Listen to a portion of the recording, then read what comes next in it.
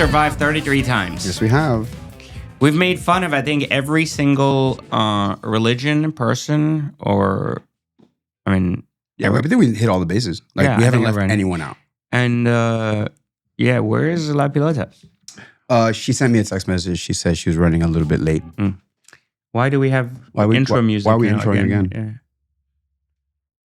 Anyways, so can we have a disclaimer now talking about, like, you know, all of our Honduras videographers and...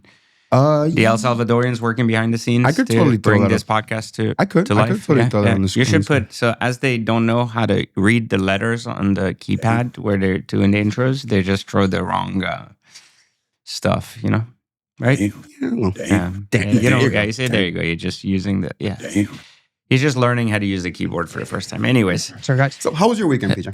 It was interesting. I ended up teaching 30 people how to make a lot of money trading watches. That's actually pretty cool. And you know, April's coming around the corner. So the entire world is going to shit. So expect the economy to just plummet into oblivion. So we're going to get really rich. You see, one of the things people don't understand about money is they assume that when the economy goes down, like recessions happen or things like that, they go, who's buying a watch? Who's buying a car?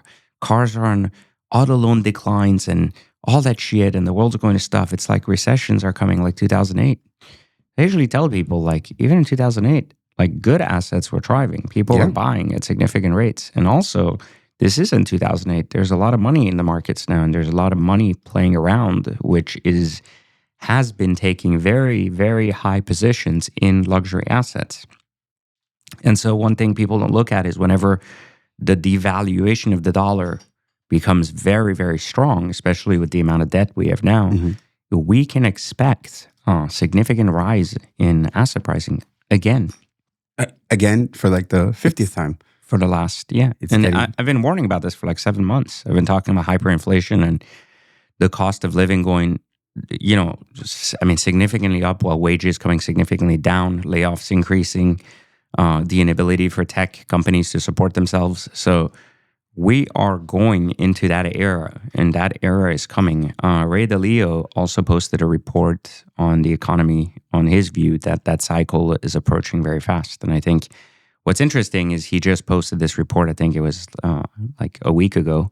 He started going through all the websites, et cetera. But he essentially says the same thing. He goes, the devaluation of the dollar is about to become very real. And this geopolitical conflict and everything else is not helping. And the conflict is getting out of hand. We're on it would be day 20? It's just an unnecessary war. You know, like, listen, I get it. Like, I understand there are regimes, there are places in the world that are black boxes, they call them, places where we don't have access into, like North Korea, Iran, and all these places.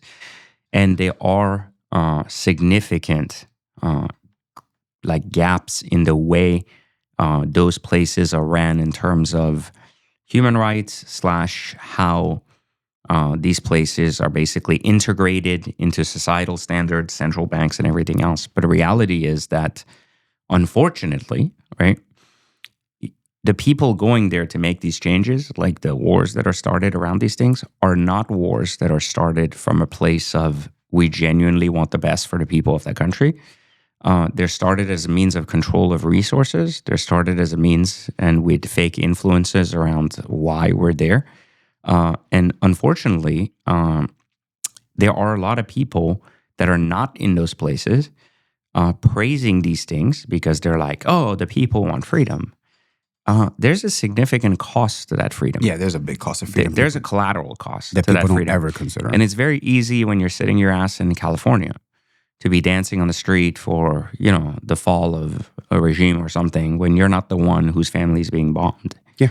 Right? Like, I mean, you're not the one whose family's hiding. You know, you just want to be able to go back to your country. It's a very selfish thing to do. So I'm a big believer in the fact that, yes, in a perfect world, a lot of these places, right, would have an opportunity in terms of having evolutionary governments or governments that can adhere to kind of Western, not culture, because fuck Western culture in many places, that in itself is skewed and fucked up, but kind of the Western ideology of a shared economy, which was kind of a good plan to begin with. Yeah. Now we've kind of totally fucked globalization back down to nationalization, which is, I mean, there are so many things wrong with like where these processes are going and what they're trying to do. But to be fair, there were many of these things that weren't working to begin with that needed to be renegotiated.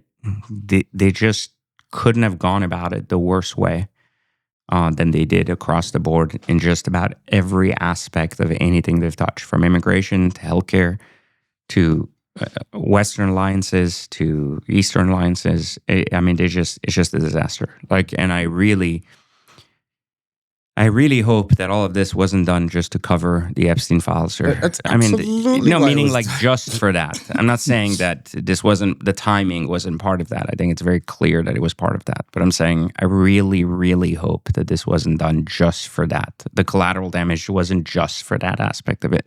I mean, and if it was, it's like It makes the situation significant. even worse, because it's how bad is it that you were willing to like Yeah, I mean, go listen, to war? there's a lot of things that are wrong with how fast the Western world has evolved without guardrails. And I think what's actually really interesting is there's this constant balance in capitalist economies that are basically the path between socialism and capitalism, and the difference between being able to walk that fine line where you don't destroy the opportunity for the middle class and the poor people to rise up in a capitalistic system, and you don't monopoly out everything on top. Yeah. I saw a segment on Bill Maher where they were talking about like they were saying socialism doesn't work, and I agree. I've seen Europe, it doesn't work. They were saying capitalism in the way it is now doesn't work, and they were asking the guest. Bill Maher was asking the guest, well, what are the solutions to economic collapse that we're seeing? And this is the larger, broader issue, and I think that people aren't talking about. It's not that the system or the capitalist system doesn't work. It actually works phenomenally well. when everyone's on board. No, when everyone's actually doing what they're supposed to do. And what I mean by that is there are laws in place right now that are antitrust laws, monopoly laws, and there are things that are in the system currently that are technically there to protect what's happening from actually happening. The larger issue is that these laws haven't been enforced in 20 plus years because of political lobbying and the fact that the government in itself has become a capitalist entity instead of an actual like government. Yeah. So like the government is ultimately now a business. Yeah, they're benefiting from all of this. Yeah, well, right. So they're basically they're integrating with businesses instead of just saying like I'm the police of the business. Like I have a judicial branch, I have this, I have that. I have laws that we have all agreed on that I'm not enforcing, that I don't have a choice but to enforce.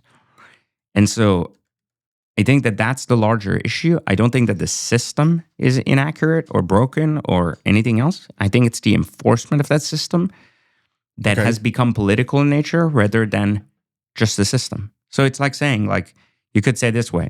You could say the speed limit is 90. Yeah. And you could say, well, people are driving 200 and dying. You know, like, so clearly the speed system is not working. Yeah. Or you could argue that, well, we weren't pulling people over when they were going 100, so they thought they could go 200, then more people died. Yeah.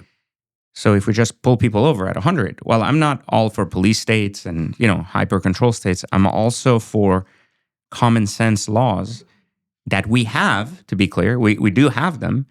They're just not being enforced. And then the system is constantly being crippled from being able to enforce itself. Yep. So who has the most to benefit from these systems? Well, the top tier. And the larger issue in this, this isn't a question of having money or the path to wealth. This is a question of understanding that if these guardrails are not in place and they're not actually being enforced, what's happening now is going to happen worse. And it's going to continue getting worse. It's gotten really bad where you have the inability to compete in a capitalistic world.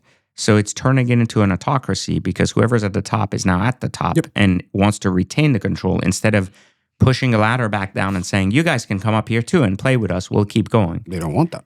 They don't want that, right? So this is how you turn capitalism and capitalistic systems into autocracies, is basically saying that, like, now that we're here, how do we guarantee that no one else can get here because I'm not going through that shit again? Yeah. So this is not a bad system. And the larger issue is that people think that the socialist system is better when the socialist system guarantees no one gets anywhere. Yeah. Basically, it's like no one's going anywhere. We're all just like, going to stay here. Yeah, like that's just, we're all going to be average and all going to be happy. And then you destroy creativity, you destroy joy, experience, the capacity to experience the great things. Innovation gets hindered significantly. So there's a lot of issues with socialist systems. There's even more issues with communist systems, but there are certain benefits to each system that is existent in the capitalist system as long as it's being enforced the way it's meant to be. But a lot of these antitrust monopoly laws have not been enforced in like 20 plus years. Dude, look at the Paramount. So like this is a good example because I've always said this about the state of politics today. People are like, everything happening is outrageous. So it's always been that way. Yeah. But the larger issue today is that it's happening in front of your eyes instead of behind the curtain. It's being fed to your phone. Yeah, it's being fed to your phone, but also there are people currently running things who do not give a shit that they're breaking the law. Yes. And if they are doing that directly in front of people, they are sending a message that we don't care. So it encourages people to follow suit with, of course. I also don't give a shit. I don't care. If I'm rich, I don't care. Yeah, I don't care. Yeah, exactly. So that's a larger issue. Like, no one is saying that every administration past has not broken some law at some point or done something. We know better. But they're doing it publicly now, and they just don't give a shit. So then my question is like, before it was like they would do it behind the curtain and play in your face. Now they're doing it in your face. So now what's happening behind the curtain? Like, well, so it's even so the larger issue is not even that they're doing it in your face because the outcome's the same, right? It's happening anyways. But because they're doing it in your face and getting away with it, they're actually testing the water to keep doing it worse. Yeah. So the scale of doing it is not like, oh, I cheated something, I got away with it, right? It's like, look at how much I've cheated, told them, and still got away with it. Now I can really put on my final act and really go deep because no one's going to stop. So there is a larger, and again, like, let's talk about this in a simpler way. We have separating laws of power, like with different branches, supposed to govern each other, etc. You know, that nonsense, everything. Okay, different so think about this. The reason Congress cannot govern itself is because it is so afraid of re-election, it doesn't want to go against its own party. So even though you have 50 states that are focused on each of them having representation by a certain number of people or senators and so on and so forth, you have all these people who are there to represent their state and the best interest of their people. But they are representing the best interest of their party. Okay. And that's a problem. Yeah. Because governments aren't run the same in Florida, California, and Texas. Definitely not. And they're definitely not run the same in Maine, from New York, doesn't matter. Then to California. Like, so if you represent your state, which is supposed to be like an independent country, almost like the way the United States runs, it's like, that's how it's supposed to run. But you're representing your state in a manner that isn't aligned to the best interest of your state or what people voted for. It is best interest of you and the people that sit in chairs next to you, representing all of the federal government, not even the United States. No, federal government. Correct. So like, you're like, and this is a problem on both sides of the coin. If a Democratic president is in power, the Democrats fall in line to guaranteeing their agenda. Yeah, they get like they get, so they go like, this is what we vote for. So even if they do something stupid, they won't hold that person accountable to the same standard. And the same thing happens on the other side of the coin. So when, Republicans are in office, like they do outrageous shit. And even though most of them disagree, they're so afraid if they're seeking re-election. If you really want to see the power of politics, watch the last 6 months someone is in office before they lose their job, and they're not going to get another job. They're basically not going to get promoted to senator from governor. They're not going to do anything. They will do what is best for the people because they live in that state themselves, usually. And they're like, I want these things to go through because they make fucking sense. I want healthcare. I want lower taxes. I want this. I want that. And they'll put that in play. So it's pretty crazy to me, like just really, really crazy to me that we've gotten to this place ultimately where the reason the system is failing isn't actually because the system is flawed. It's because the people have turned into giant fucking pieces of shit that are more afraid. The participants aren't participating Yes, in the right they're not way. participating in what they've been elected to do. Yeah, they're like, oh, guys, we're all going to wear red today. And they're like, but I want to wear blue today. No, motherfucker, we all need to wear red for this to work. Just You know? fucking crazy. Just one of those fucking retarded things. Wait. Somebody's here. Who's here? Oh, shit, look who you came showed up to to work work. today. Shut up to... Whoa, blasting me out Yeah, I know. there. What is up with the... You're really not getting... Is the keyboard in Spanish or something? Well, no, but that would benefit him because he reads in Spanish. Oh, he does? Okay. Yes, So he's the from keyboard must be in English. Or is it in Chinese? Creole, maybe. It's in Guatemalan. Guatemalan. Oh, Is I that didn't- different? I thought Guatemalan I don't spoke know. Spanish. Anyone in Guatemalan out there, let us know if it's different. According to Mark, Yeah, it do is. you speak Guatemalan? Guatemalan? Do you speak- Guatemalan. Is there a difference between Spanish, and Yes. Mexican? Yes, Of they course. think they're better than Of us. course. Well, I know they think they're better than the Mexicans, but I'm saying like what we are. Well, I know you feel they that talk way because they're different, like yeah. they're in Europe. They're like we're richer. You know, we walk around in a nicer I mean, continent. we did conquer America. Oh, you did. with this Yeah. cover. You hear this guy over here, bro? You did. Well, I don't see anything Spanish around here that's like from Spain. I don't What's see from pictures of Spain in Latinos. America? I don't see pictures What's of Mark from in the Spain lobby. America? He's like, we meant tennis. At least the Cubans send all the pussy over when they give to Jesus. Miami. Oh my God. That's how they invaded Miami. They're like, just give them an influx of pussy. And then basically all the people migrated to Miami and they're like, we all live in peace. Now we all live. I always said pussy fixes half the world's problems. It does. It does. Do we agree, Mark? Oh, yeah. Yeah, well, because the other half doesn't like pussies. Even the 50%. furry one agrees. Did you have a good weekend? Fucking I keep thinking it's her. So, Anyways, and now you don't have Wi-Fi anymore. what happened here? Look at this. Oh, we don't even have Wi-Fi. Damn. We couldn't figure that out. See, we're live. We can't figure A out. few moments later. Okay. So, Yeah. going into business, the Strait of Hormuz, we're starting to feel it Mhm. because I went to the gas station on Friday and I saw $5 and I was like, oh shit is getting fucking Yeah. loose right It's gonna go up now. to like $7-8. I think. $8 would be crazy. I think it's gonna be $7-8. because it's like, and it's in a matter of 2 weeks because gas was $3. I think it's gonna be $7-8. $5 is the new norm. We're going back to 20. When was it? Like, when was it where gas was like super 2011? It was $5. You always need a reason to raise the price of expectations of gas, and I don't everything think this else. time it's ever going back down.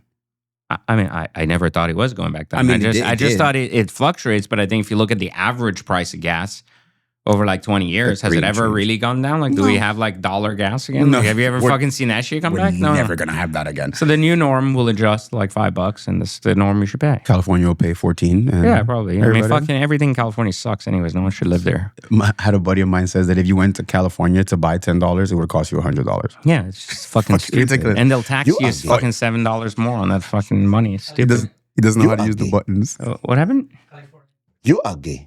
Oh, okay. You- Oh, you- that's. I hold thought on, you were wait. actually saying you're gay. You're Mark- saying that's the button for California. Yeah. Oh, okay. Mark all over right, here cool. picking a fight with a whole state. They're going to come after you. Yeah. Tell you. All right. So Strait of Hormuz is closed. Well, remember Um, they conquered America, so they yes, they conquered did. California too.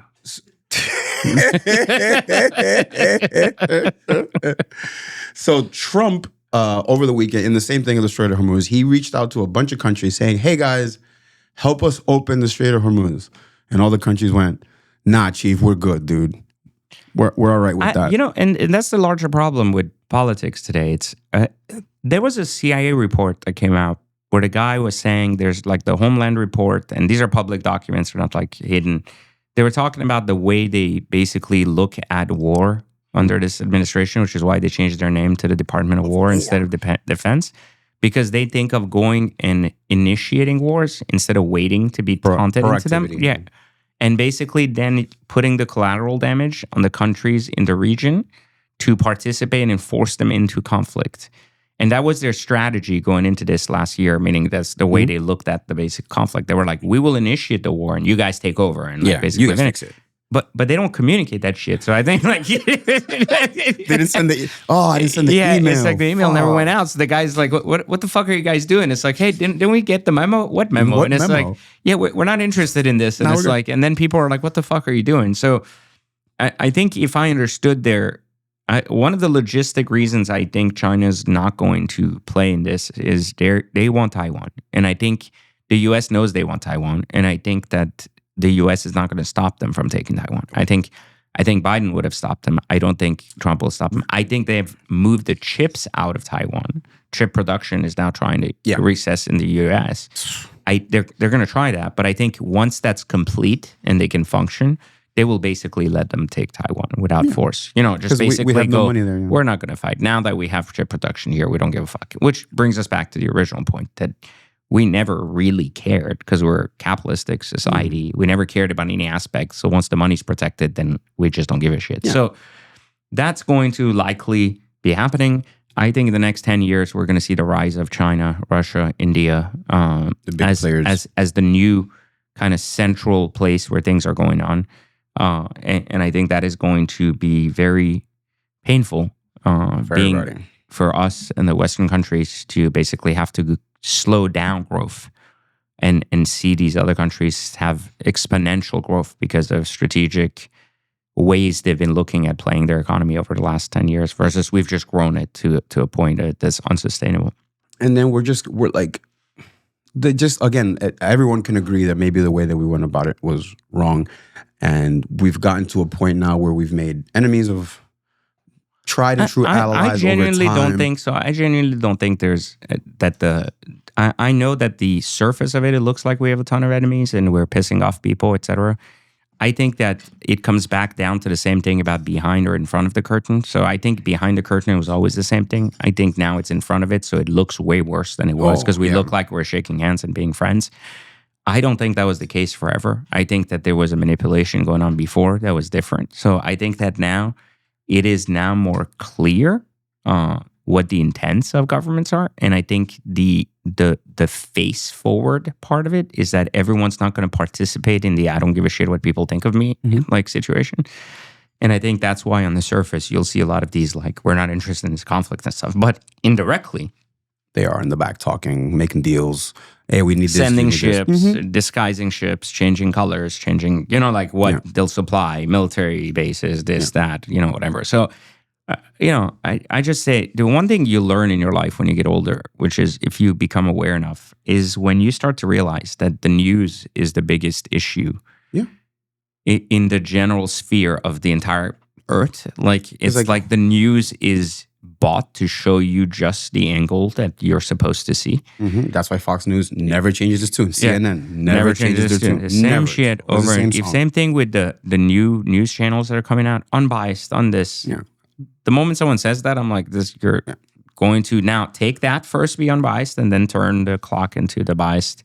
Well, they say it's like, unbiased. There's a chart online that shows what media companies are owned by who, and then like the ones in the middle is like, unbiased. But then when you look at who they're owned by, that, like, right? Yeah. So it's a good marketing, machine. Yeah. It's not really like real. So it's very sad because you could get more truth from a TikTok video or an Instagram video than you could from a trusted source with a trusted journalist. And where I find this very sad is it reminds us again that even journalists at the end of the day are nothing more than employees. And while they can quit, they can start their own shows, etc., at some point they're relying on funding and money from people who have views. And if these global views don't align with the stories they're playing, eventually they will get capped. So I just don't know why people expected anything to change when money was the main motivator for everything rather than moral value. So, And then just kind of wrapping up in the region, I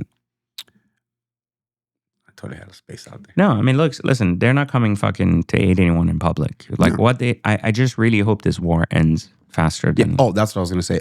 Iran came out, was it yesterday morning? And they were like, we don't want any harm against the American people, so that if there's an attack on you guys, it wasn't us. And that's like, now we're at that point. Now we're like, everyone is like, no, not me. No, not you. I mean, no, there's more me. shootings. There's more fear. Yeah. TSA's half quit.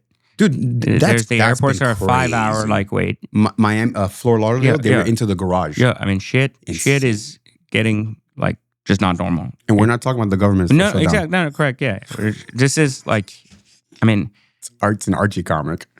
I'm just telling you guys, like, even the top podcasters in the world are like, hey, we're Republicans. We're all voting Democrat, this midterm. And they know that. I think that's why they're trying very hard to move elections to national level or something to confuse it, fuck it, or do something. They're getting struck down. The Supreme Court, like, it's just... I mean, it is a mess. I really hope the best thing they can do is not to try to cheat on the midterms, but it's to try to really, really, really fix what they've been here to fix. I don't know. He wants to be popular, and I think someone's lying to him about what popularity is. I think someone's lying to him at the office, showing him stats and the shit. joke is like they have a little TV for him, and they only show him. And what I'm saying is that's very sad because I don't think he's a bad guy. That's the thing. Like I'm just saying I don't think he's a bad guy. I think he's misled, but I think that's shit people around him. Yeah, I think. But I've said this before. Before he took office in 16 and 20, I said the problem isn't the guy. The problem is that the experience of the people he brings around him. And the ones he riles up. Yep. But at the end, where does the blame come to? The person running the show. Yeah. Even if, you're like, I was told. Well, you didn't have to follow what you were told. Like you didn't have to do it. You were told, So at some point, the buck comes to, like, you got to take the accountability. You can't keep blaming the past party. You can't keep blaming the guys in Congress. Trump's they don't have control of Congress. They don't have shit. They can't do anything. Like they don't have the senators. They don't have the votes in Congress. They don't have anything. So what's the problem? Like, meaning, like, what's the keeping you guys from doing things? Exactly. Like, how long do you think it takes to deal with let's just say it's 4 years of damage. And let's say this turns over and whatever. How long do you think it takes to fix those 4 years? At least 15, 20. Fuck. See, and that's assuming you got 15, 20 of good, intelligent, fucking not another back one and of him forth comes and back, bullshit and all kinds. That's just like, it's an insane thing. And especially since there's guys that are so old that they're making decisions for people that are not. What the fuck are you doing? He's playing the song of his people. Oh, okay. Yeah. Especially since there's guys that are so old that are making decisions for a world they're not going to be a part of, which I think is one of the most selfish things in the fucking world. Like, you're making decisions for me and you're not going to be here when, like, the sun turns off. Yeah. Like, it's like the La Pilote, you look scared. You okay? Did it get a little heavy for you? Oh. Meow. Meow. I was a little bit too much. You missed your cue. Yeah. You got to meow. You were... Okay. What the fuck is even that noise? Like, you sound like a mouse getting fucked in the ass. Like, it's weird. Anyways, that clown. That's so another OpenAI, ChatGPT, Sam Altman, they were at a big convention of nerds, and he says that they want to get to the point where they sell AI to you like a utility. So like water, power. You know what vibes I get from this guy every time I look at him? Never gotten laid in his life. No, I get that. No, what? Well, maybe that too. Never seen definitely a vagina. got rejected by pussy when he's young. But the main vibe I get from this dude is just simply like, I wish I was Mark Zuckerberg. Ooh. I don't know why. I just get this view of him that like plays this soft, why would like, you want to I'm be all Mark about Zuckerberg? AI. I'm a nice guy when I'm really like... He's like not a good person. No, I know that. But what I'm saying is, well, we know that based on what the media shows us, but I don't know the person. I As a know business- it's kind of as a fucking business bullshit, thing, yeah. but his decisions don't look like they're very centric around people. But I mean, just looking at him, I get these vibes like I wish I was fucking Mark Zuckerberg and I was already in control of everything. And how do I get there so I can be more in control of everything? Then I don't know why I get these vibes. I don't get Elon Musk vibes from him because Elon Musk at the beginning was very engineer based and very focused on engineering. Elon Musk is a smart person. That's what I'm saying. Like, he's very engineer based. Now he makes really dumb fucking decisions at times, but he's very much a child with an engineering background. Yeah. Who's just really talented, like a child kind of. He was like, if you look at him in the late 90s and shit, like Yeah, like very, very different. But that's what I'm saying. But like at the beginning, if you look like that, I can only imagine what you look like at the end. once you get the power. Yeah, once you get the power. So funny enough, this came up over the weekend. Someone made a point, and it plays kind of back into what we were just talking about, politics and accountability. Do you think that all these people are really pouring into AI because it now removes and like it puts a question on everything? They can just say that's fake. We saw this in 1996 to 2000 when the internet was becoming a thing. There was a huge bubble around it. Yeah. And the bubble was that everyone was racing to create something that wasn't going to be what it was going to be. You know, like everybody was like right now, everybody's saying AI is like Skynet. You know, it's like the next, like the next Skynet thing and whatever. I look at AI as, this is how I look at AI. Now, maybe I'm wrong. We'll see in a couple of years. I think the first phase of AI plays out really simply. Mm-hmm. The internet's gotten too vast. Information's gotten too deep. It's become impossible to count what is real information, what is fake. I think AI simplifies that. And I think AI brings collective information down to a summary and in a way where you don't have to go in 600 websites to get information or like you can basically summarize the internet. Yeah. And it can summarize the real versus the fake. I think that's the first use for people's AI. Okay.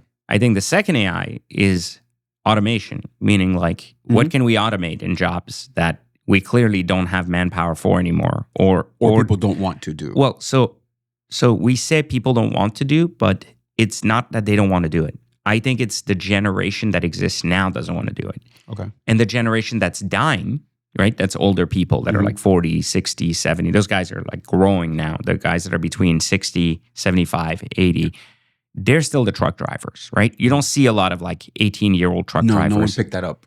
That's what I'm saying. So I think we look at that negatively because we say, well, it's going to wipe all these jobs. But the reality is those jobs were getting wiped because there was no one in line to do them. So that, I think, is going to automate anyways because that generation is going to... Now, it might have a 10-year lapse where you go like, people are losing their jobs and it sucks and we're removing you from driving a truck.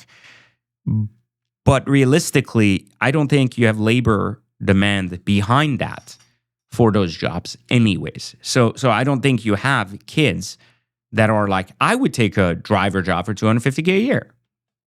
I don't think you have that. Like, I just don't see it. Like, I don't hear that, yeah. I see every single guy that delivers a car for me, every single guy that's driving an 18-wheeler, every guy I run into, it's either a minority or a white guy, but they're over 40. Meaning, like, I rarely get a 25-year-old driving a car saying, hey, I'm the best. Like, hire me again. Like, never.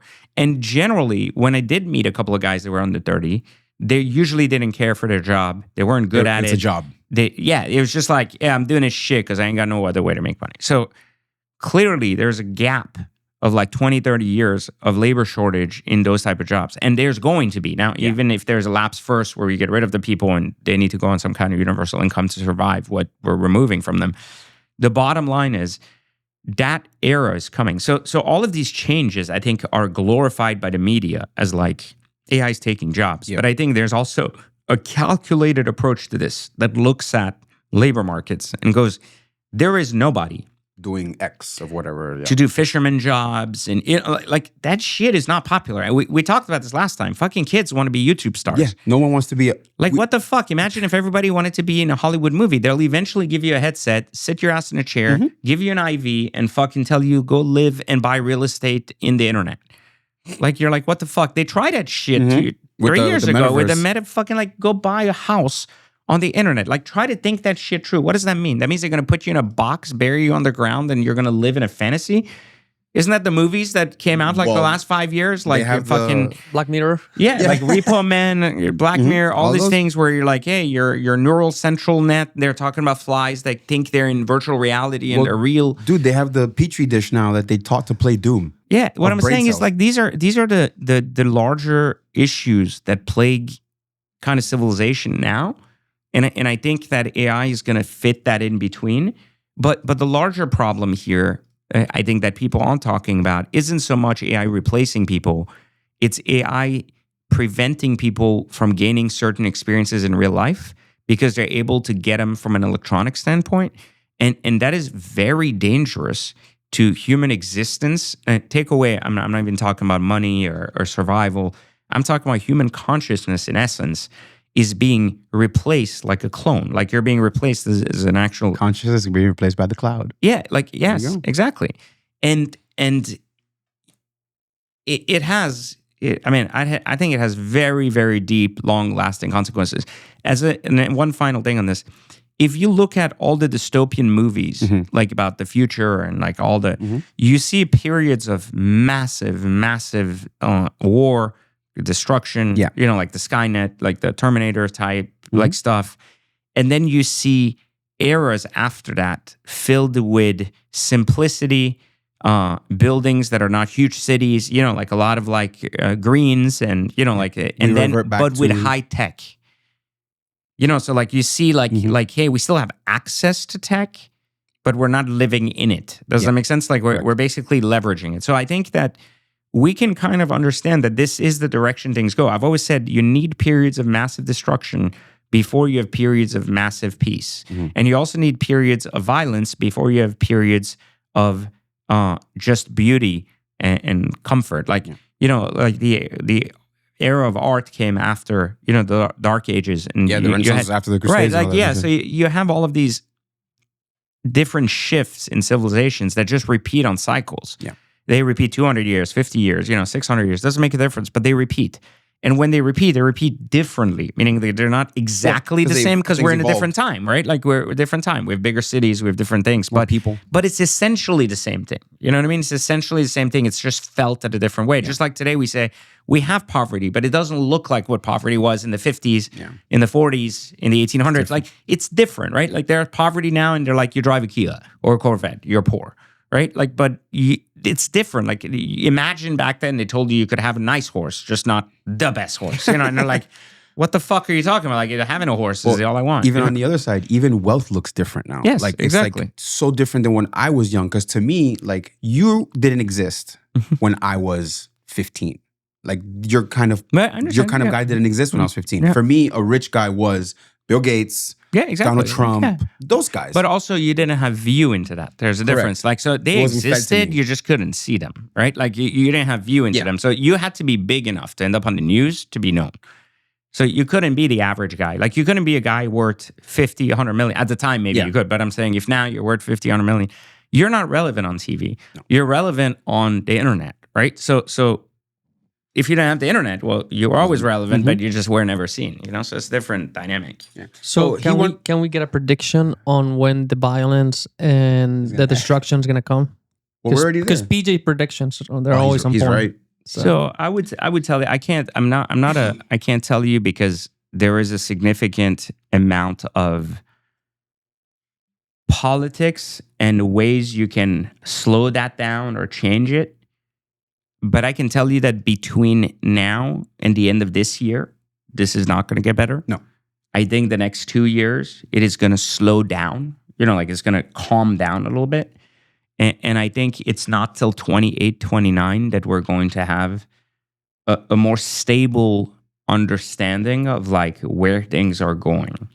Because I think what's happening now in these last, 3 to next 2 years, 2-3 years, is going to be a lot of chaos. And chaos is very unpredictable and it makes people very afraid. And so in the chaos, I think the chaos part, I don't think is going to stop until like 28. And I think it's only when the cloud clears did you get a good idea of like how fucked are we? How long is this going to last? We'll be able to look at it finally. What can we fix? Who will take over? Like what will be the next stage of this like entire thing, geography of everything between countries, trade deals, how business works, how AI impacts business. Like by then it'll be very advanced in the sense of like what has it replaced, what is it not replacing. Do you think companies are taking too much of a way too forward stance on things, like adjusting to AI too quick before it actually gets there? Because there's companies having huge layoffs to Well, I think company. Well, so you can do more. We had positions created for jobs that shouldn't exist. Elaborate. What do you mean? Well, like you have a guy reviewing data that another guy created. Okay. Well, yeah, but an AI can do that and summarize it and make it nicer. Like you don't need the guy that's pulling the data. Like you have 3 layers. Now you're going to have 2. Now eventually you're going to have 1. Eventually you're not going to need that layer because once you input it, anyone is going to be able to do it. Correct. It's the same thing with websites. You used to have a web developer, a web coder, and then you have a different code, so you need a different coder. You need a different video programmer. You had all these things. Now you can go on AI and create a website in like 15 minutes and be like, let's change this photo, let's do this and add this. And you can tell it what to do. You don't need to learn the code behind it. You don't need to be like, how do I code to this? It will do that for you.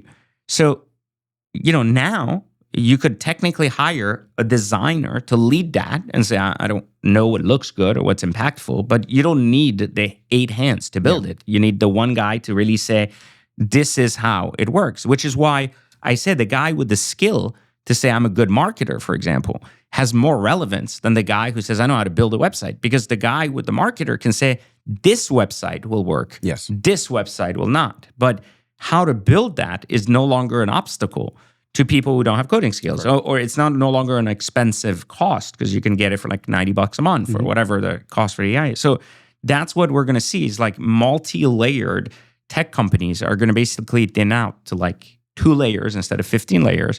And less people means less human error, means less, I forgot to look at this data point. Yeah, computers don't fuck up. Computers don't fuck up on that ground of like numbers. Numbers. So there's just a lot of that stuff that I think we're going to start seeing. Sheesh. All right, AI. We're gonna have some fun. We all So- getting replaced. And you actually We said have this, already been. the replacement theory. You said this a little bit. So the Federal Reserve released numbers saying that 73.2% of all wealth in the country is held by people 55 and older. Mhm. So it's like you keep talking about the gap, the wage disparity between, not necessarily between whites and blacks or anything, the wage disparity between the upper class and the lower class. And But that's a bullshit figure because you would expect more money to be held by people who have been around longer. but it's up. It's up so drastically, which is what's alarming. It's up 20% over the that's last. what I'm saying, because they had longer to manipulate markets and own things and own major companies. I mean, look at all you have like the Zuckerbergs of the world or the 18-year-old founders and stuff, but they're the exception. They're like Yeah, they're not the very rule. small pool of 0.001% of the pool. The general public. This is why I always say success is skewed in nature, because people show you the extremes of both sides. You know, it's like the guy at 95 built a company, and then they show you the other guy at 17. He built a company worth $20 million. But the same one, yeah. But there's like one. There's one, right? And there's like 80,000 in between, like around 30 to 60, you know, and that's where the majority is. And the majority are like over 40. So, you know, that's why I always said the day you realize the news is bullshit, you know, like, is the day you just fucking realize that all this fucking garbage. What was the thing that radicalized you? Like, it's one of those things. Yeah, well, exactly. Yeah, exactly. Which thing so opened this your is eyes? like the type of statistic that I could give less of a shit about, because it has to be true essentially in any capitalist, you know, system. The people have been around longer. Yeah, and I have seen experienced it. cycles longer, and I've taken opportunity and recognized patterns longer. You know, obviously, you're going to make sense. But then we talk about the people, like, when they have the power, which money is power, they don't want to let it go. So they're doing things that's going to continue to increase the disparity. So nobody of wage. wants to. It's not about even power. I think nobody wants to lose what they've built, right? Like, you want to pass it on to your kids. That's but a at the normal cost of instinct. others. What, the cost of who? Like, why would you give a fuck about other people like that aren't like? This is how the system's created. Like, the richer I get, the more people want to criticize me and try to harm me. Correct. So, okay. So imagine this. This is why I'm a big Batman fan, where he goes, you either die here or live long enough to become the villain. Because when you're in your 30s, 40s, you're building shit. No one supports you. No one gives a fuck, etc. Then you finally build everything. Everybody is trying to tear you down and knock you down because they're like, you see, it couldn't last. This was fake. Even if you last 10, 15, 20 years, eventually people just don't like you because of the things you have, not because of anything else. So at some point, you stare at the wall and you go, well, I've already have my tribe. Those are the people that like me. And fuck everybody else because they're just assholes. So you can still teach people and you can still bring people in. But even the best talent today, like, even you criticize it, you help it grow, and somehow it resents you for it. So you got to look at that and you got to say, well, even people in my tribe weren't always the most supportive or the ones taking this seriously. And imagine the people outside my tribe. Well, they don't give a shit. They want to see us fall. They want to see your tribe burn. So at some point when you get really old, what's your, like, you get like 60, maybe you should pass on and you should have had like... Or start the process. Yeah, but of why would you passing on. pass that on to people who have always tried? Why would you give people chances who have always tried to burn down your house? So like eventually you go, yeah, like my kids are going to take over. I'm going to, like, someone from my tribe, you know, was like with me 20 years. You're not passing the baton outside. Like, there's this, because the world hasn't given you a reason to. And every time you gave them a chance to, they looked at it as, oh, well, you're evil, you know, and you're like, so at some point you go, it's not that I'm a villain. It's that I just don't see value in other humans. And so you start to disconnect from that idea that there is good in people because you've met 20 people that are your tribe and 80,000 That suck. well, for that have turned you into the enemy for no reason. Like, no reason at all. Like, you don't even do anything that harms them. Yeah. Like, I get it if you're in government and you're changing a program and you're like, this is harming my Medicare. But like, what the fuck? Like, let's say I'm a teacher on the internet, like I am. Okay, you don't like me, then don't fucking listen to my teaching. It's not like my teaching's hurting you. Like, Go watch me. yeah, don't fucking watch the show. You don't like it, no problem. Go watch the Disney Channel. Who gives a shit? Like, whatever entertains you. You That's think why Snow there's White is other cool. shows. You think Snow White's cool. Like, I'm not your acquired taste. But people make, like, even like someone like, for example, like, I don't agree with Tucker Carlson all the time. I don't agree with Candace Owens. I don't agree. Like, there's things that they say that make sense, and there's other things that don't make sense. And I'm like, okay, like, some things are cool. Like, I understand. I hear their perspective, but I don't like go, well, that fucking guy's the enemy. Like, fucking guy's got a show. He's sharing his opinion. Maybe you get big enough, have a show too, and share your opinion. And maybe that opinion, some people will agree with you, some people will not. And someone won't like you, and someone will bitch about your show. Yeah, I just don't fucking get it. Like, I don't understand why everyone makes everyone the enemy. You know? I mean, because everybody needs someone to hate. Ultimately, at the end of the day. Do we have any like positive news this month or this week? This one's actually pretty positive. So it's fucking gay. A tech bro thing about a dog. I hate dogs. I heard about this, the fucking cancer thing, right? So the dog was riddled with tumors. Yeah. He got his dog scanned. He paid actually, funny enough, you preached this in terms of longevity. He got his scan done. Got the dog scanned. This is what the dog has. This is what the dog needs. What the dog doesn't need. He plugged all that information into ChatGPT, the big bad evil Skynet, and ChatGPT gave him a sequence for an mRNA vaccine for the dog. Gives it to the dog. Tumors half, like that. So it's like now we're coming into the point where this is why, just so you know, healthcare has made it illegal to put stuff in ChatGPT so that shit like that doesn't happen, so they can keep selling chemo. And this is the problem that we were talking about earlier. Instead of our government saying, well, actually, be better, they go, how much are you going to pay us to shut that down? That's so fucking wild. Like, you understand? Yeah. This is the problem. The system's not fucked. It's the people that are fucked. Yeah. It's like how many times do you think cancer's been cured? Yeah, exactly. A bunch of times. But that guy everywhere except for heart attack, disappeared. And then they run a campaign to scare the shit out of you for using shit like that. That it's killing people, it's doing this. But you being a survivor on your own, I did have a question because I was having this conversation over the weekend. I know it's been the business, but why do I feel like cancer now is more on the front the business? Because like so many people in my life now, everyone's getting diagnosed with some sort of cancer. I'll tell you why. Because we haven't had the consequences of bad foods long enough until now. Remember, when we were kids and drinking Coke, it had a lot of different shit in it than the kids are drinking now. Yeah. The ingredients were different. So now it's been 20 years that kids are drinking the fucked up Coke. So they're all getting fucking cancer. It's all about nutrition. The shit we put in our bodies basically creates like all types of garbage that turns into cancer cells that rot and then they get worse. Yeah. The whole point is we have had too long of like the thing with food that's like how to get away with it is they give you Splenda, gives you cancer. But they go, you can't pinpoint it to just Splenda giving you cancer. You were drinking, you were doing this, you were doing that. You also ate this, you ate that. So you can't blame any singular item for the cancer, correct, even though you technically could blame these singular ingredients.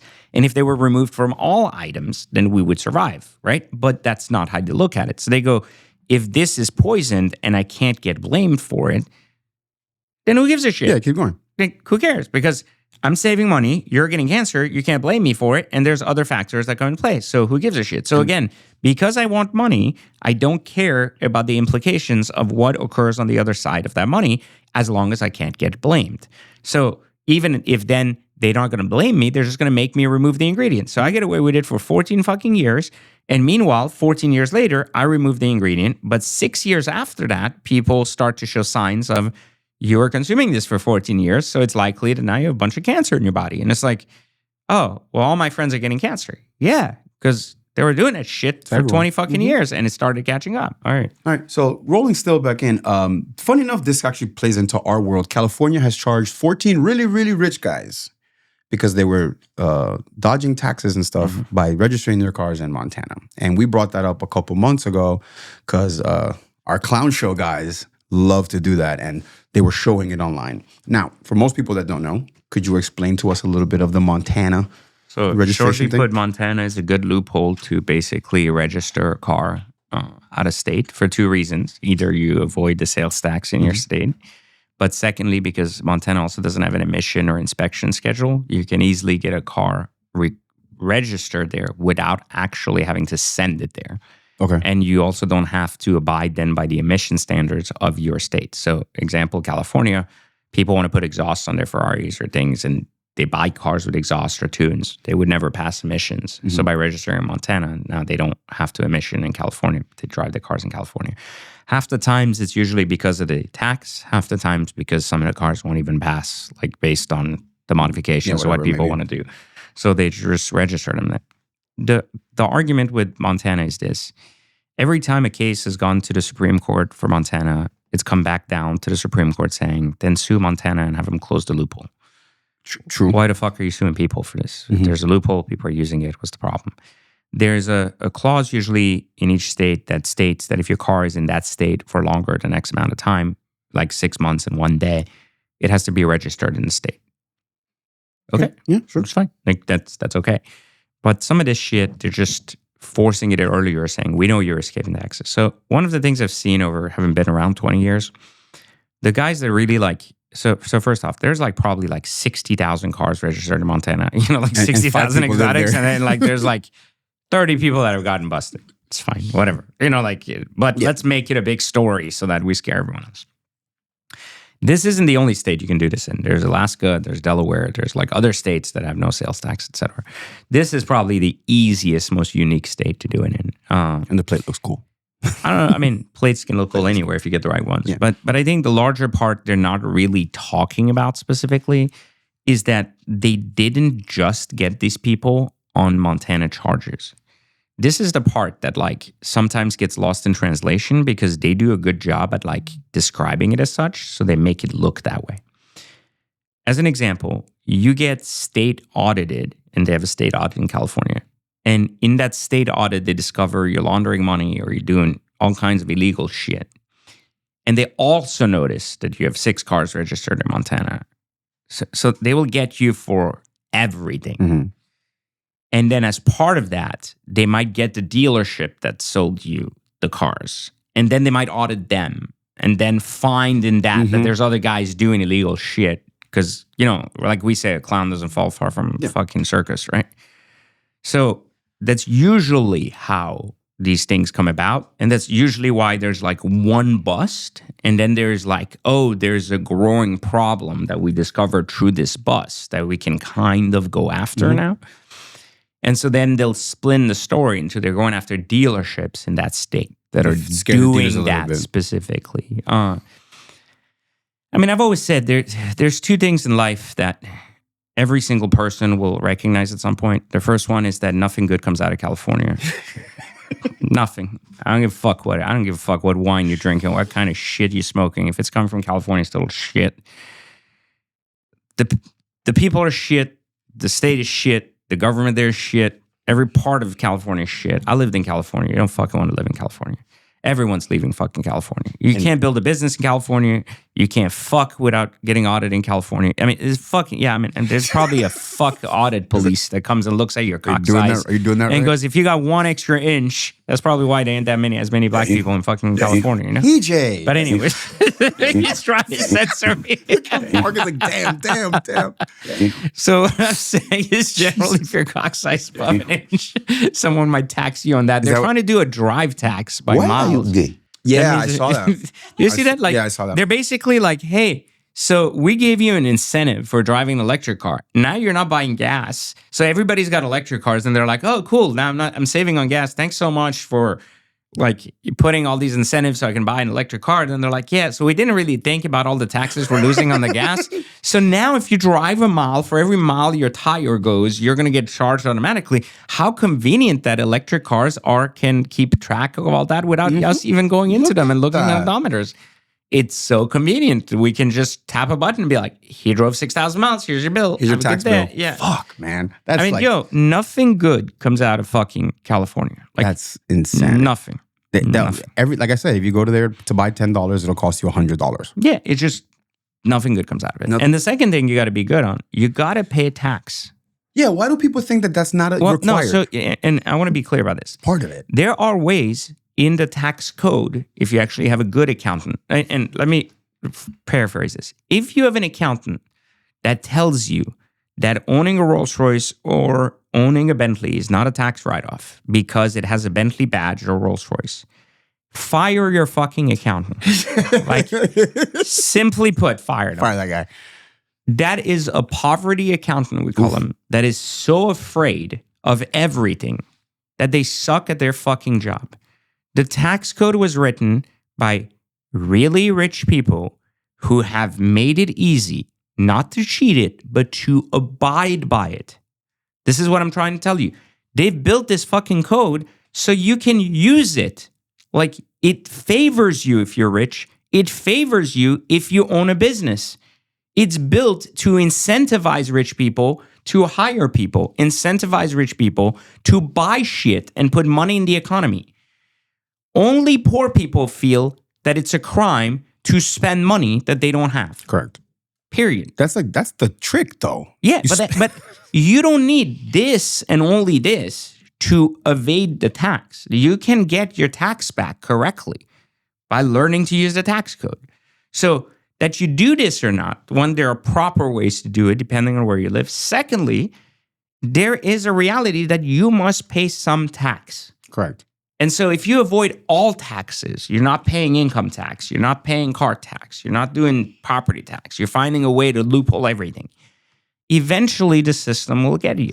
Yeah, they don't come because you're not participating in the fucking system. And you know the way they're getting these people is because their neighbors are fucking rat them out. That's fucked. But that's why I told you nothing good comes out of fucking California. You can't even trust your fucking neighbor. Like your neighbor likes the state more than you because he's jealous that you got a fucking car.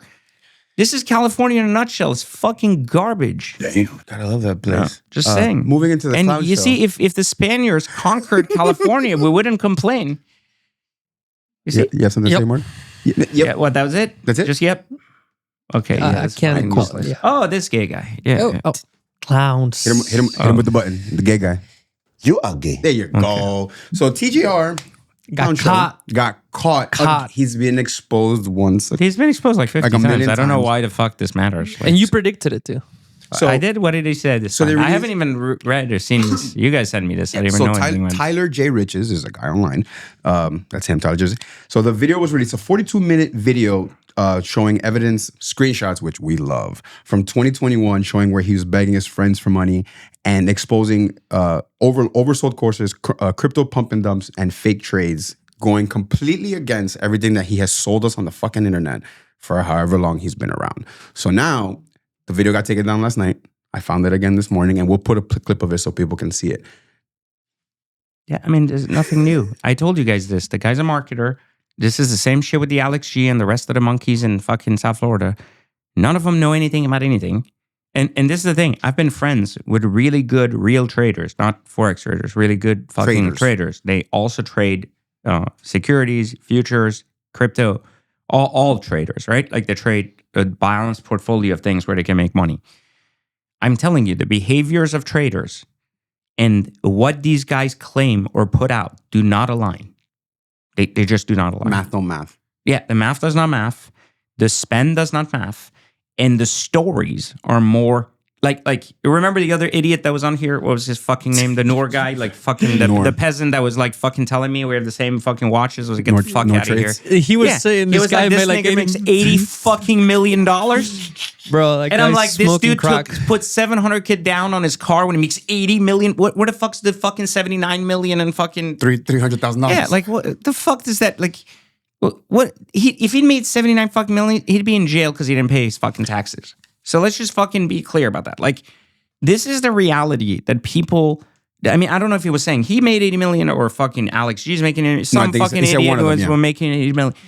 TJR. This is fucking retarded. Kids fall for this shit because there's no alternative for them.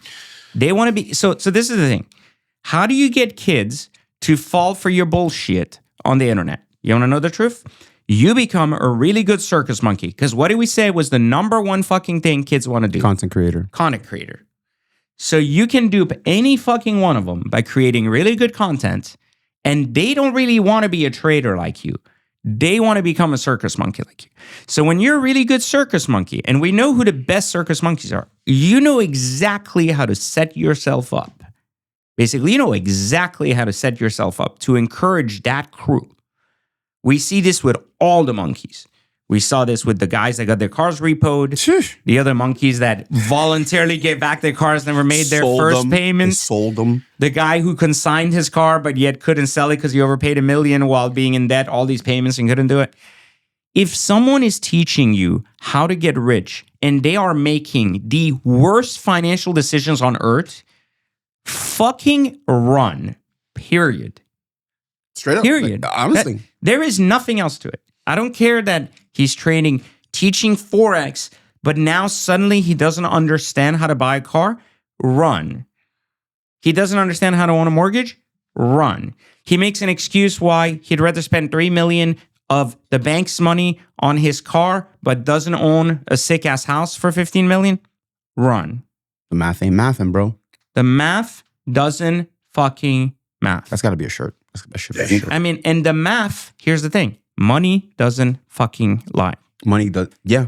People fucking do or manipulate what's happening with money, but the money itself Doesn't lie. is the source of all fucking things. My wife literally opened this fucking app that's an influencer gave her that shows what they promote, right? Like it basically shows if you promote this product, you can put your link and other influencers, you've seen these things on the internet, right? And she fucking comes to me and she goes, did you know that these products pay 40% commission?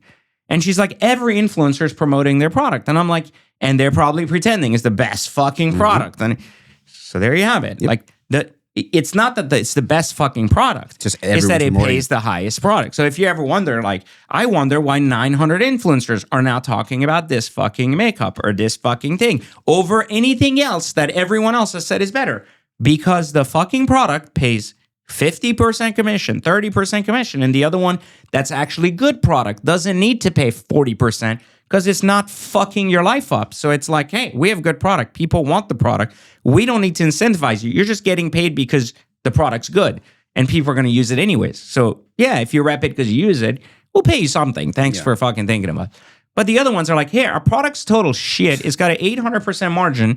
The only way you can sell is if you convince the world to fuck their face up with this shit and then go to a dermatologist for 30 years to fix it. But at least you'll get $3 in every $10 you promote. Oh my God, that's amazing. I get to make $30K this month by fucking up everyone else's life. I wonder what else I can fuck up one day when I become a government official and fucking 30 years later, I've been indoctrinated in how to fuck people's lives up. We create this shit at every fucking level of the game, and we incentivize people to destroy other people's lives for money. And these motherfuckers on the internet are doing the exact same shit every fucking day. And they see zero. Was that Tropic Thunder? Yeah. Was that Tropic Thunder? Yeah, it's Robert Downey. Damn.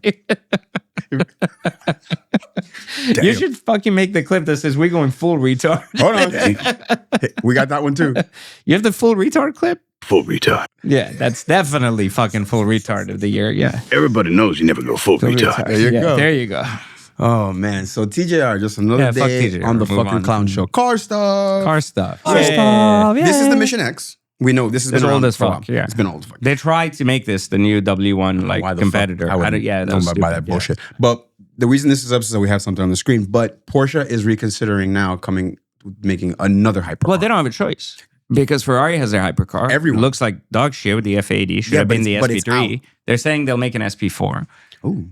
Yeah, wonder so what that that's looks that. And then fucking McLaren has W1, which is going to grow on people because it's just going to start looking better with specs and things coming out. Has, Yeah, but Lamborghini always had an exotic or a hypercar. No one gave a shit about anyways. Like this, So I mean, it'll be a 918. And successor. to be fair, I think Lamborghini hypercars are amazing. The Centenario was amazing. The Reventon was amazing, and so was the Countach. I think the Countach is still one of the best fucking cars in the market, but a lot of people won't agree because it doesn't have a history of fucking making shit that's good. But just to be clear, the original Countach was a piece of shit to drive. The Diablo was much better. So 4 generations Also later, they got it. Meaning like they took them fucking 40 years. figured it out, you know?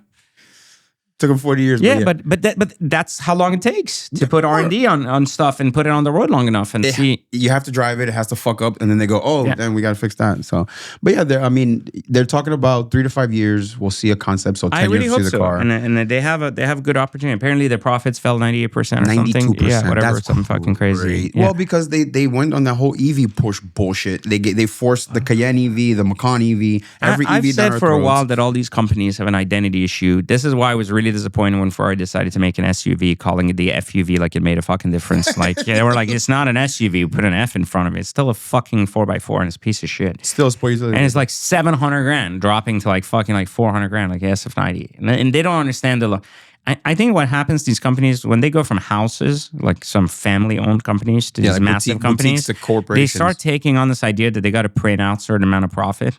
So they start losing their 100-year plan, and they start looking at it from 5-year talked about plan. that this Yeah, weekend, and it's just very unfortunate. Like Hermes versus whatever. Yeah, like what did look at vision for like 100 years and how to make the brand survive. Or Hermes versus Louis. Louis is like, no, this year. Yeah, this Hermes like is what are their profits? You know, what's on the paper, and it's not. Well, this is ugly as fuck. Hopefully, to do better. You know? Honda is starting a heritage program specifically with the NSX to begin, where you can buy brand Didn't new I parts. call this Yes, you did. months ago? I said 100%. all of these companies are going to start reviving their old shit because they have no new product, no new ideas. No one wants to buy their shit. And what did I say then? I said the people that are becoming the car people are not the new kids. Nope. They're the same fucking guys They like don't like me cars. that had Integras and shit. And this is what mattered to us, not this new bullshit 0 to 60 in 0.05 seconds into the moon and up someone else's asshole before it fucking explodes and gives a shit? electrifies you. We had Rob Ferretti last week, who has a blue one of these. Yeah. And then you had yours. I had my yellow one. I loved it. Yeah. Dude, they're great cars. They're not the first company to do it, because if you remember, 10 years ago, Nissan did it first with the Skyline. And They're going to have an R34 GTR V-Spec. They already have a resto-modded one Absolutely. that's not from Nissan, but they have a resto-modded program. It's like $1 million. Yeah.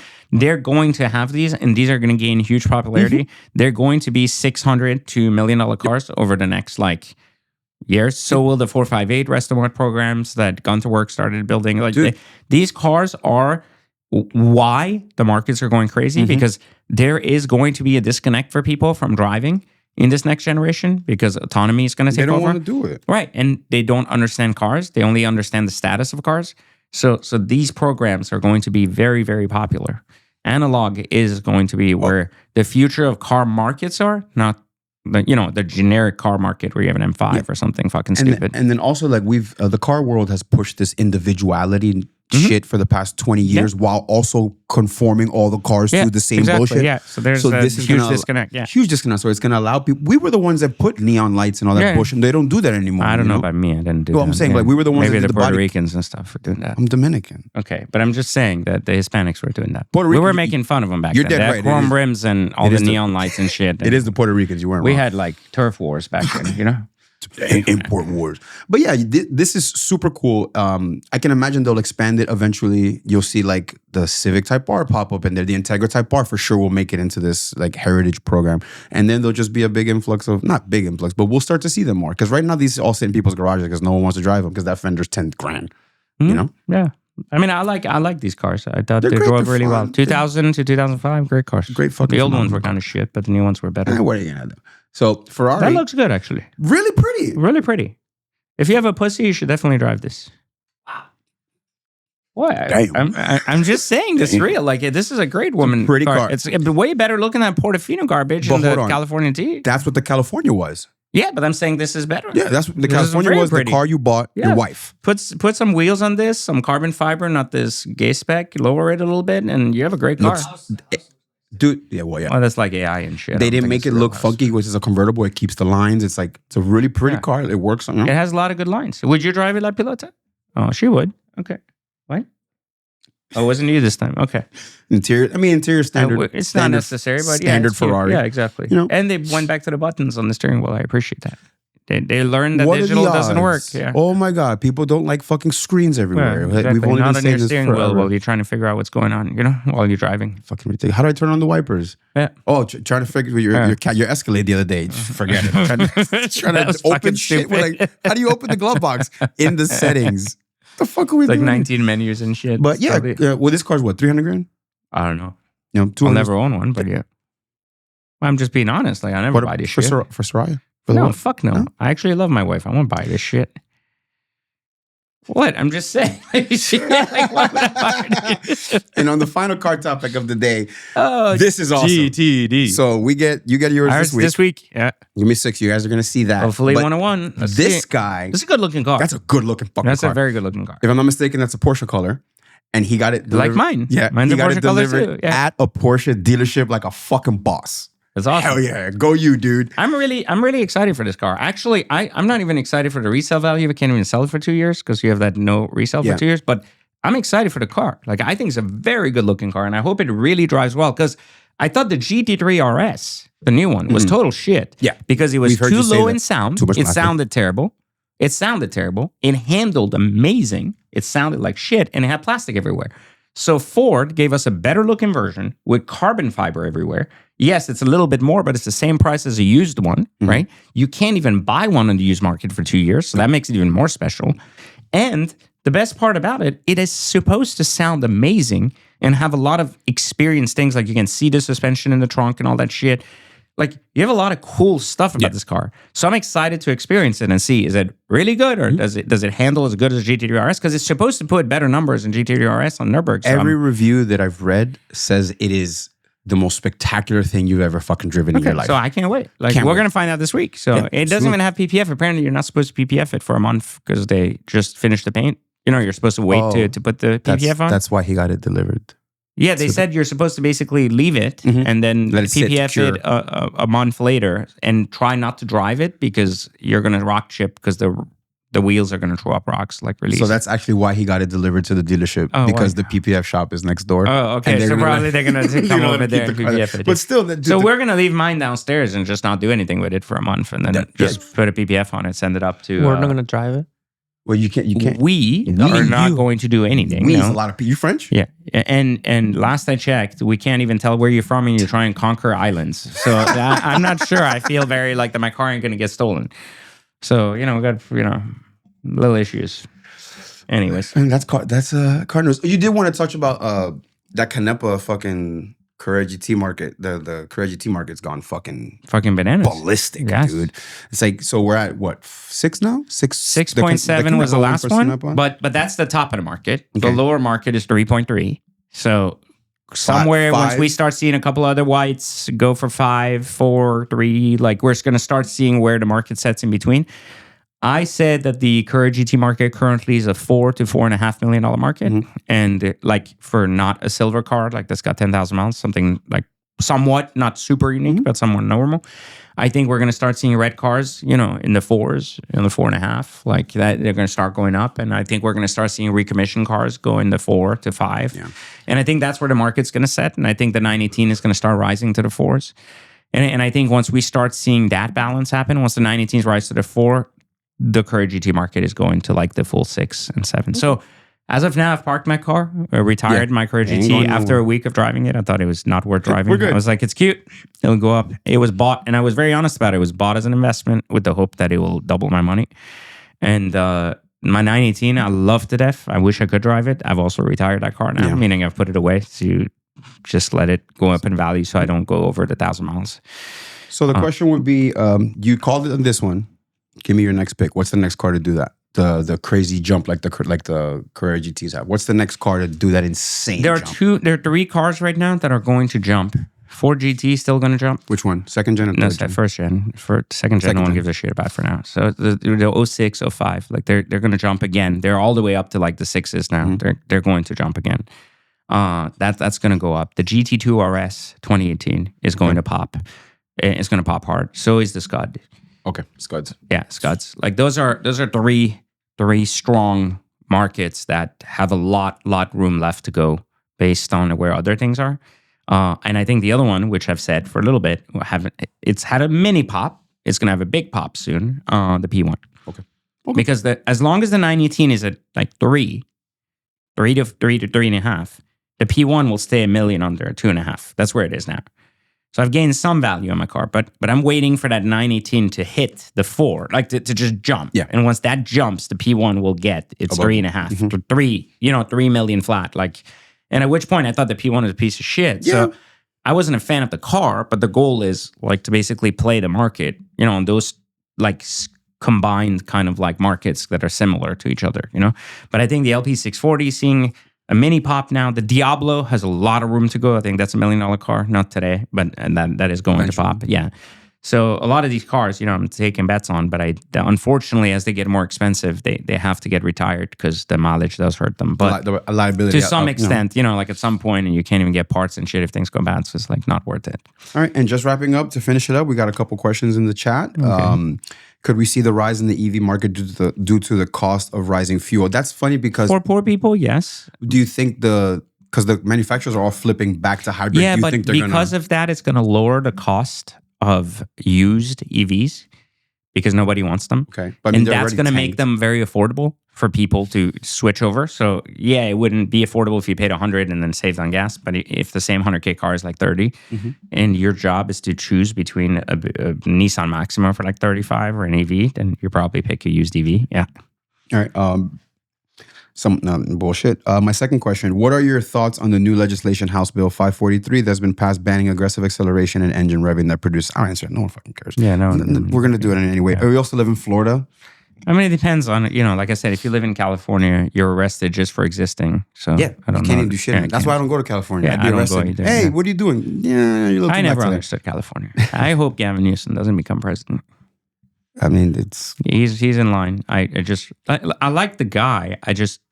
He just has that fucking like look. Like I smile and I pretend I give a fuck, but like I'm fucking you in the back. he's a good politician. Yeah, he's Why are too you good gay? of a politician. Why Yeah. are you gay? And then the last one is You really like that button there. Yeah, is the okay. is the 2023 Aston Martin Vantage F1 edition a good buy? And I only bring it up because I asked that question before. Thank you. Why aren't those niche bullshit like editions good? They're not for Aston Martin. Aston Martin editions, no one gives a shit.